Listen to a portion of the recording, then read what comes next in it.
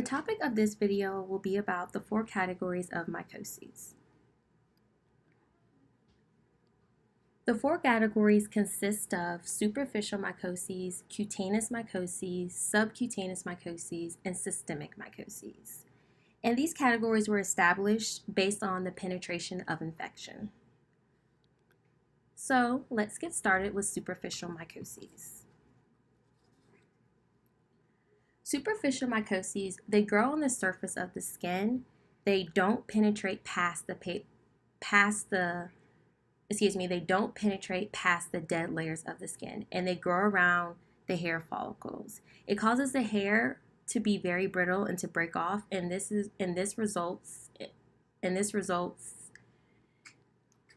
causes results as bare patches. They're of a minor importance in the United States just because they're very uncommon. They're typically more common in equatorial regions, especially in warm and moist climates. So summers in the equatorial regions, people definitely want to take more precaution with these types of infections. The black or white piedra are 2 hair infections that are classified under superficial mycoses, and they basically resemble fur coats that are located around the base of the hair follicles. So if you have a black piedra, it's going to be like a black fur coat, and then white piedra is going to appear as a white fur coat. There's also piedra hortae, and it causes a black coat of the scalp. And once again, it leaves the hair follicle very brittle and causing it to break off, and this will result in bald spots. A lot of kids in equatorial regions, especially in the summer, they will shave their heads because of this infection. And also, there is trichosporin, which is known as whitebeard, and it is a filamentous fungus that appears white around the hair follicle. And the treatment for trichosporin is simple. You just remove the scales and just practice good hygiene. So you want to make sure that you're occasionally changing your sheets, making sure that they're clean. You want to use soap and water around the infection and on the infection just to wash excess material away. And you really just want to have soap and water. You just really want to use soap and water in general. So good hygiene is very important. In addition, there is tinea nigra, which is caused by Xylella wernickeyi, and the symptoms for this infection is dark brown or black spotches that are almost perfect circles that are found on the palms of hands and bottom of feet.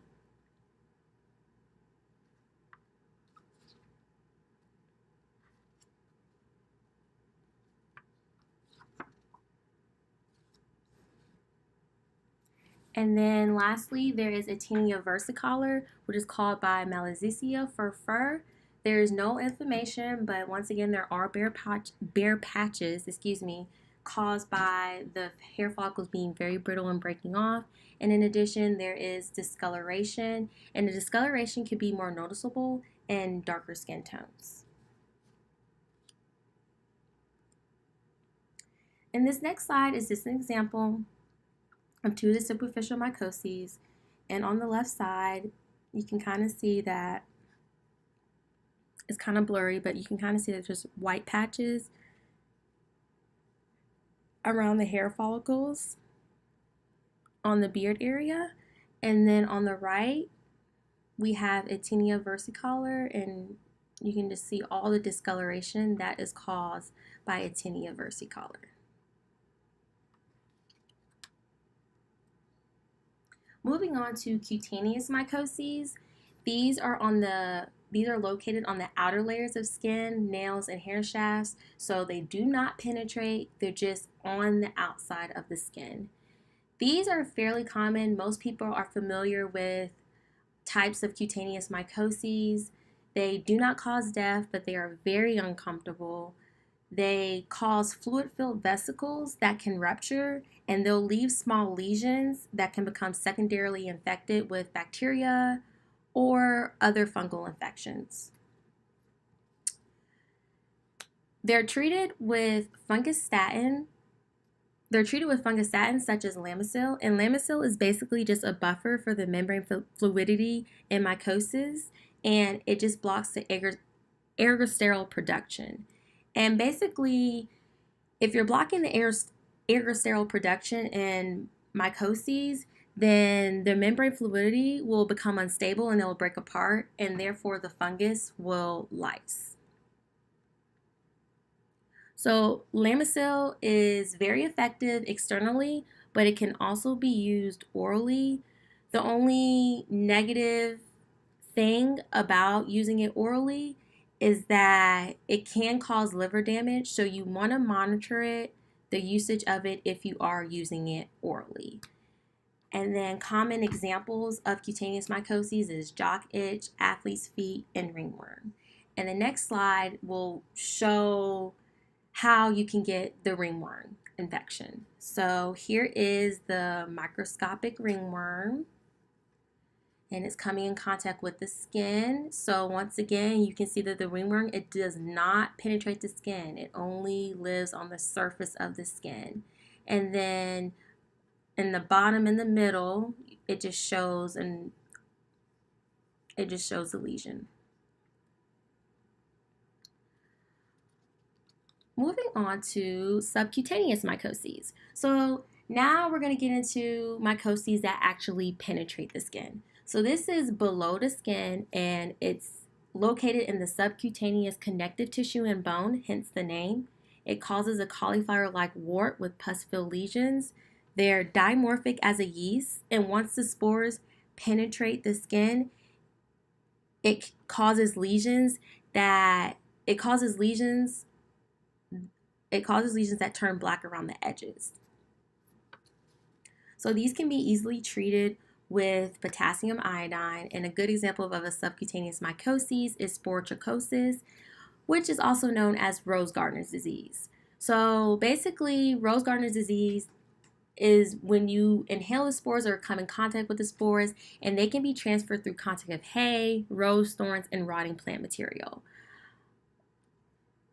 It causes localized swelling of lymph nodes. In other words, wherever the site of infection occurs, lymph nodes near that site of infection will become swollen. In this next slide, it just shows a person who was infected with sporotrichosis. So you can see it looks quite gruesome, and you can notice that the edges of the infection are kind of darkish, kind of blackish. So not very appealing. Last but certainly not least, there is systemic mycoses. And these are the most dangerous out of all of them because they can penetrate deep, very deeply inside the body, and they can infect internal organs and can also infect the entire body. So once again, they're very, very dangerous. Most of them are dimorphic and they are reportable. They can be misdiagnosed because their symptoms are similar to tuberculosis.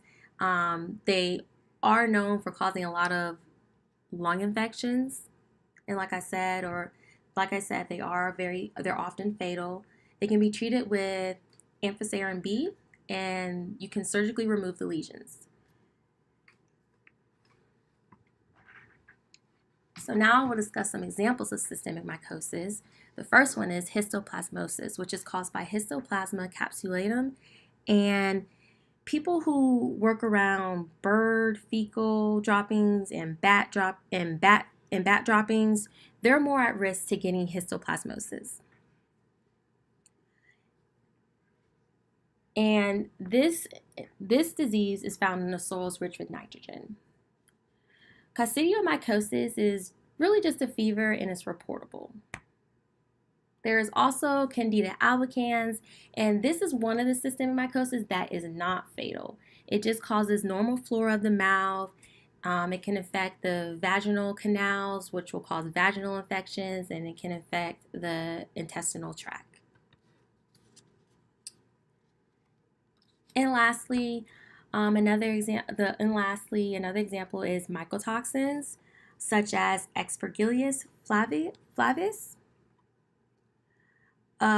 People who should be precaution to this disease is farmers, because if they work with a lot of seeds and grains that have a lot of dust, if they're surrounded or in contact with fecal material, if they're cleaning chicken houses, this is this is type of environment where mycotoxins usually appear, and it's very, very important to wear a paper mask.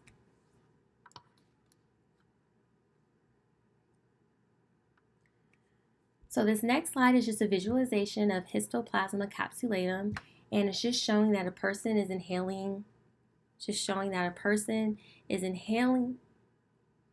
gotta go back, is inhaling the spores through their nose. And as the spores are entering the lungs, and they're going to travel through the alveolar spaces, and that's where the immune cells are going to trap them. Once the immune cells trap them, they can transport the spores through the lymph nodes.